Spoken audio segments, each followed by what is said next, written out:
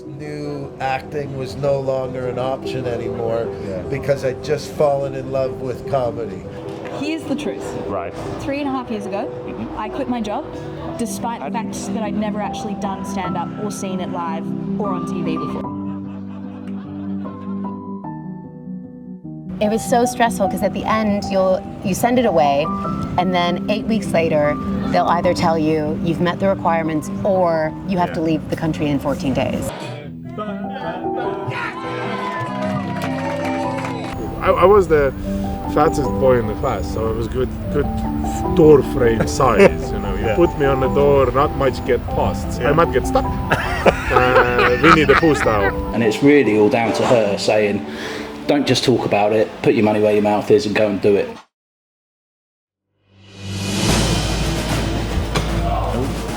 Shit.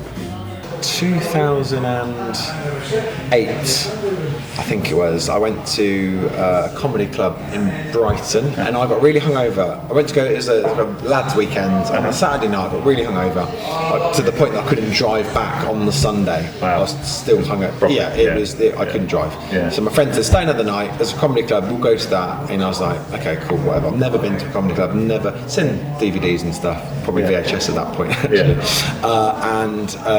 Walked down the stairs of the Comedia in Brighton and like, what is this? There's like 200 people in this cool little basement. It's just the vibe, people are eating, people are drinking. I just like, this is cool. I don't know what this is. Yeah. And then you get a comedian come up that you've never heard of that just is so funny, so in the moment, smashing it. Another one, and then another one, and the headliner. And it's like, wow, what is this? Like leaving, this is something. It's all, it was a real moment of this is, whatever this is, I need more of this. Yeah. And I sort of didn't really do anything about it for years. And then I kind of got into the owning of venues and I thought maybe I could start doing some comedy as like a promoter, just organising the shows. And I kind of got a bug seeing, I shouldn't say this, but like some comics not doing great. You got a bug from watching people bomb? Yeah. Because it was funny. What I mean is they are doing stand-up, well they think they can do stand-up, but they're not doing very well. I'm now thinking, I could do better than this. I can do at least that. Yes. You know, If that's the level I can that die we're like dying, that. Yeah. jumping So in on. I kind of booked myself in for a gig. It was in North London. This is your first ever? First gig, 2017. Got to London like lunchtime, fucking nervous. How long was the spot? It's just 5 minutes. Yeah. It's just 5 minutes, and I just started drinking essentially as soon as I got to London, like lunchtime. And I was getting I've never felt nerves and anxiety like it. And the guy, so I was pissed when I got to the venue, not blackout drunk, but just lively. And the guy was crossing out names as people were being introduced on set, and it was getting closer and closer to my name. Honestly, the nerves were unbearable. And I got it's just about to introduce me. I got a pint of Guinness, necked it, got my mate's pint, had half of his, and then I went on stage in 5 minutes. And it was good. I really enjoyed it. I mean, watching it back now, there are, to be fair, some funny bits that I said which probably might even stand up now. But had that gone badly, I probably wouldn't have done it again. Yes. But I kind of haven't really looked back, Anthony, since then. I've never not been a week or so without having something in it, even if it's just 5 minutes a week. I've never looked back from that moment, and I kind of got the bug for it. And the thing with comedy is you can't really complete it. Even like some of the more high profile comedians, they still want something else. They want a bigger tour or bigger venues or maybe a sitcom or something like that. Well, that was what I was kind of hoping to get a bit of a level on, in that it's easy to identify the people at the bottom. There's quite a few of them. But at which point do you think, I've made my ambitions come true to a degree, and you think never? You think even the top people are thinking, I've only sold out on the O2 like for a 5-day run. You know what? They wouldn't surprise me if they were like, why couldn't I have sold out 6 or 7? Yeah. I think you can get to a point, and I feel like I am in a kind of a healthy headspace to accept the lots that I have.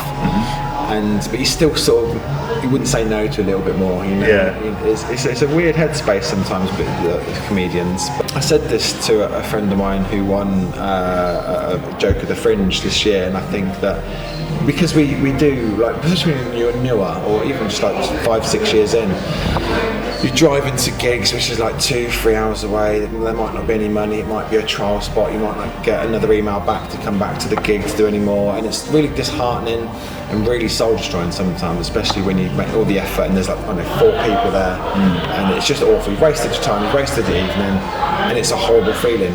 But so when you do get these positive moments of something positive happen, I think you really need to embrace those moments when something good happens. Like if you do a good gig or people say nice things, I think you need to celebrate the wins as much as sort of drowning your sorrows and the losses a little bit. Yeah. So What's the turning point for you when you thought, like, now I'm getting the better gigs. Now the stuff's flowing. And Well, you what know was what? it? Was there some change in how you did it? Or Well, there's a real pivotal point that when was this now? 2022, just after like COVID times, the bars hospitality was famously struck with so many problems with COVID. So the opening, the closing, it was becoming a real headache. But I was still doing comedy at the same time. And I had staff that kind of had my best interest at heart, but because of COVID symptoms, mental health problems, there was a fuel crisis for a while, so staff couldn't come to work. I was then having to maybe cancel gigs, come back from gigs early, and it was becoming a real issue that I wanted to be doing this, but I couldn't do this because this was my bread and butter at the time. So I was in a place where someone wanted to buy the bars, so I was like, yeah, okay, this is a good point. It felt like that was a good moment. I can now let them go, and that's done. Yeah. Admittedly, finance has taken a massive hit, but the day-to-day of just having a clear head and just a healthy, clean soul and just doing what you want to do. You're not going to make as much money, but my day-to-day is a lot more easier. I can take gigs that are far away and not have to worry about like work stuff being a problem. I can just go and do the things I want to do. So that was a real point where I thought, let's just go for it. Roll the dice a little bit. So between doing... Do you feel you're a better performer as a result because your headspace is only comedy, rather than thinking, always having this churn of, oh my God, I've got 6 missed calls from work, what's going on there? And it's also in the moments of just being relaxed, I think, because we give so much energy on stage, all comedians do, you give so much energy to the performance. You just need those moments just to relax and do nothing and just to be on your own. I've done this was a perfect opportunity actually. I did compared a 400-seater venue in Durham. It was a great experience. It was such a high, like wow, it went really well. Come back to the travel lodge that they booked me in for on the end of a roundabout there, and I was on my own. So I've gone from this high to this low. It's like, this is such a horrible, jarring experience. I can see why people get into all sorts to keep themselves ticking over and stuff. But so that was a real experience for me. So I think you need to have those moments just to be able to relax on the day to day. To then also generate material. Because if you are relaxed on stage, you can be funnier on stage. More stuff comes into your head if you're relaxed. Whereas I'm very guilty of feeling nervous on stage. Are you? Very guilty. Feeling nervous on stage, anxious.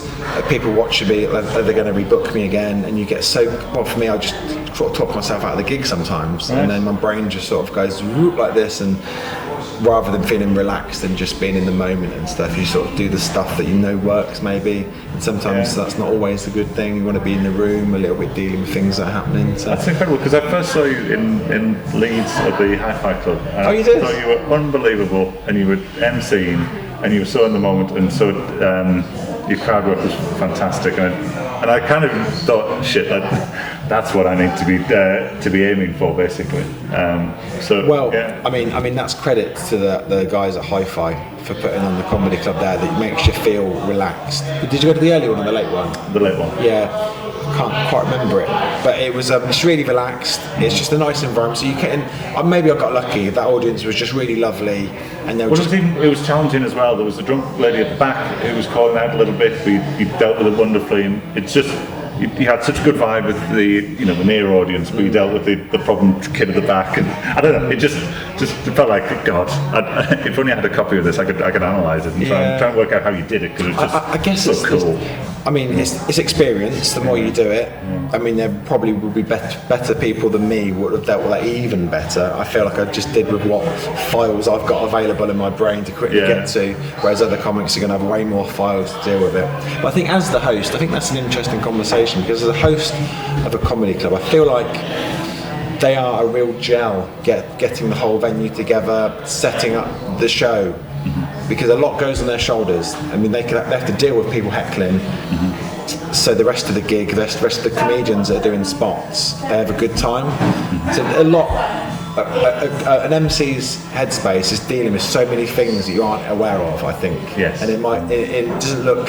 It might look easy, but it's not. There's so many things going on. Like the bar staff happy? Is somebody spilled a drink? Are they drunk? Are they not drunk? Is this guy heckling to the point where he needs to leave, or is it just a heckle? Just shut him up. The show's going to be fine. There's all these things you have to split second to analyse. What's the best thing to do here? And for better or worse, you make the right decision or the wrong decision. Sometimes you don't. I feel like with experience, you generally make the right call with more experience. I can't quite remember that Leeds gig and the people heckling, but like for example, 3 nights ago in here doing a compilation show, there's some lads that they just weren't on board for the show. I said to them once, like, you're right, guys, get them involved in the show, talk about them for a little bit.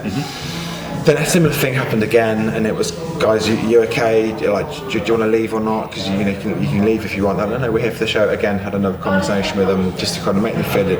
And then it got to a point where they are then still using their phones, talking, having their own little in jokes. Like, guys, like, I've been nice twice now. Do you just want to leave? And they just got up and left. And I've said nice. I've tried to be nice twice, and now it's like ruining the show. It's ruining my experience. The comedians are having a bad time. The audience are paid tickets. Well, that's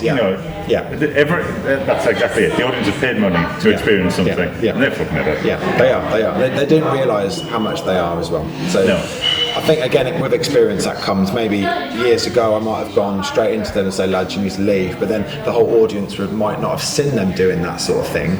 So then the audience can go, well, why is he being so mean to these guys behind me? Because and then the audience isn't with you. They're kind of like stand up. They're not going to talk to you as much or engage as much. And then suddenly you've lost them. I think in that situation, the audience are on my side. I've gave them 2 chances. I've been overly fair in that situation. It's time to go now. And then if you haven't got the audience on your side, you lose all the goodwill in the room. If all they see is straight away, guys, leave, you need to leave.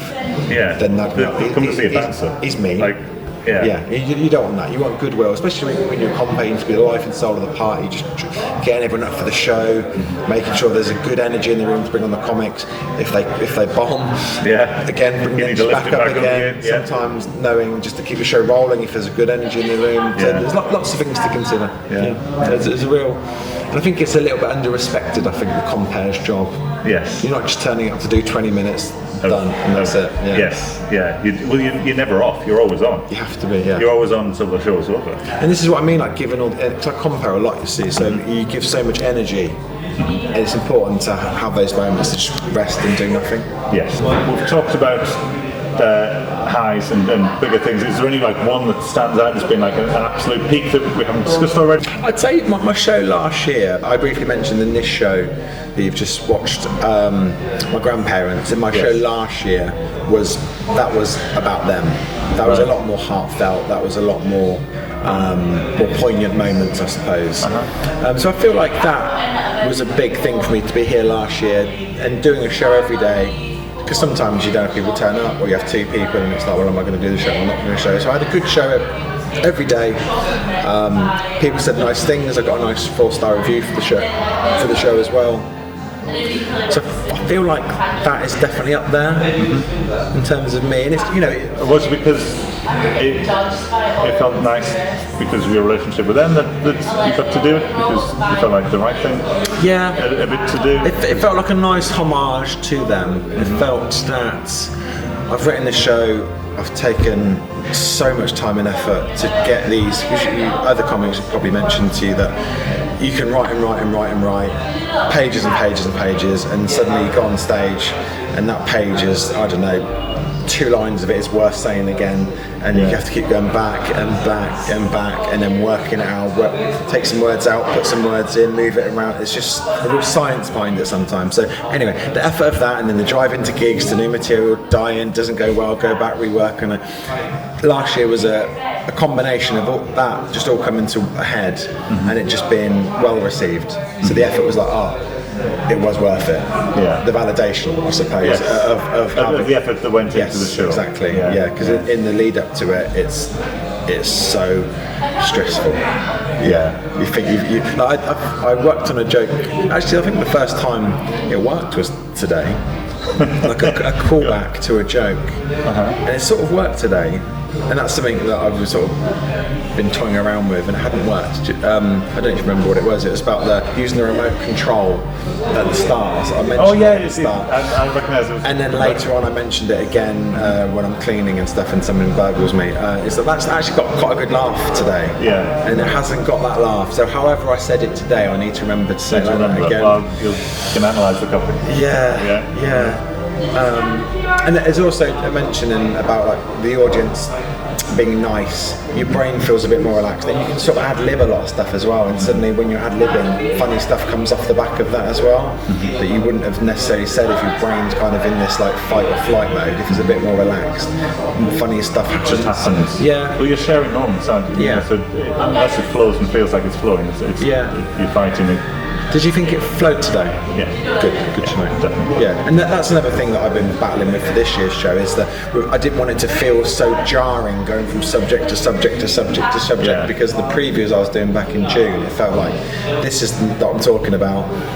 Now I'm going to talk about this. Now I'm going to talk about it. Just didn't like flow between the subjects. It felt really uncomfortable to listen to, I think. Yeah, what I thought you did exceptionally well with today, which I haven't noticed other people doing in the same way that you did it, but you rode the waves of laughter on the stuff that was working, and the stuff that didn't work, you so quick. There was never a gap where it was like, well, I've delivered a punchline, like and look into the audience for a laughter, because you within a split second realised that they weren't going with you on this one, and that the next one needed to be replaced, and the energy level was must be maintained for your flow. And for me, that was the takeaway thing. That's absolute dynamite, because it's something that many miss, because the silences aren't your friend. You know. I think again, and that's like the 12 o'clock show problem, is because the energy is so low. Yeah. And had those jokes that have worked. Well, I could tell. I was looking at it and thinking, these are big jokes that aren't landing quite as well. But that's. I think that's the problem with having a 12 o'clock show, is that the energy level is quite low, and people are just sort of smiling at you like they want to laugh, but then maybe they feel a bit uncomfortable. They're drinking coffees. It's the first drink of the day, so they're not giving you that big laughter. Yes. So sometimes you have to just keep it going, keep the consistency going, and if you do get a laugh, you can sort of ride that wave a little bit. Yeah. But it's again, experience of knowing, okay, I need to just keep going here, rather than okay, I can let this settle a bit. Yes. Yeah. So it's just experience. I think is really the bottom line there. To keep working on it. Yeah. Have you had any real low points? Have you thought about quitting and the whole? No, I can honestly say I've never quit. Yeah. If I quit comedy, it's something I'd feel lost. Yeah. I really would. I don't know what would happen for me to stop doing comedy. I'd never quit. I just wouldn't. The low point for this year, actually, this was a real moment. So there's 3 people that have booked tickets. Sorry, they didn't book tickets. They just come in off the street because there's a bit of flyer in them, and they came and sat there. And I was like, oh god, 3 people. I don't really want to do it. I was tired, exhausted. Yeah. And then I'd given some directions earlier that day to somewhere, and then she'd come back. So I'm going to come and watch her show to say thank you. Okay, so there's 4 people who are going to have to do the show. So I went to do the show. It wasn't like, as you heard it today, like line fight. It's a bit more conversational because I can't be shouting at people because there's 4 people there. So it's a bit more conversational. Taking a bit. I got to like 45 minutes. It was fun. I'd done my part of it. They laughed. They enjoyed it. And then when they were leaving, like none of them paid any money, like nothing. And in a way, I've worked even harder at this show with 4 people than a full room when I'm delivering the actual bloody show. Yeah. And I was like, what for 15 minutes I was just staring into space like, what has just happened here? Yeah. They've not given me a penny. That was not worth anything to them. So that was a real moment. And then fast forward a few days later, I did a compilation show just next door. And my body, because I've been working so hard, if I'm not flying for a show or walking to a show, I'm doing a show, it's just too much. So I was on stage just stuttering. My body was just physically shutting down. I couldn't remember my jokes and it's like having a bit of a meltdown. It was awful for about 10 minutes. I was so embarrassed. Over-analysing, like, are they looking at me stuttering? And you know, those moments, it was horrible. So I just had to make a call, and the next day, just not do my show. Yeah. On the Tuesday in the middle of the month, I can't do the show today because I just need to take a break, take my dog, go to the beach, do nothing. Yeah. And I honestly needed that because it was just taking over my body. It was awful. And now I feel better for it. You know? So that was an awful moment. A real low, but I think I know now for the future that I need to either not do as much in one day or just factor in one day off in the middle. Yeah. I think it's really useful. So for people, you know, I'm relatively young on my comedy journey, and I know lots of other people who are in similar stages. I think they're massively useful because they will look at you as a gigging comedian as being, good God, that what a level to reach to be able to do it full time. So it's nice to see you failing in a nice way, where it's possible. But it's still uppy downy. It's still not a perfectly smooth road. Well, I think a lot of comics talk about the analogy of a duck being on the water there, like it looks quite, gliding through the water, but underneath the feet are just going up the claps. I think that's just the perfect analogy of sometimes the people doing stand-up. Yeah. Ryan, it's been an absolute pleasure. Thank you so much for your time. Thank you, mate. And I'll see you in again Leeds. very soon. See you in Leeds. Yeah, let me know when you're in Leeds.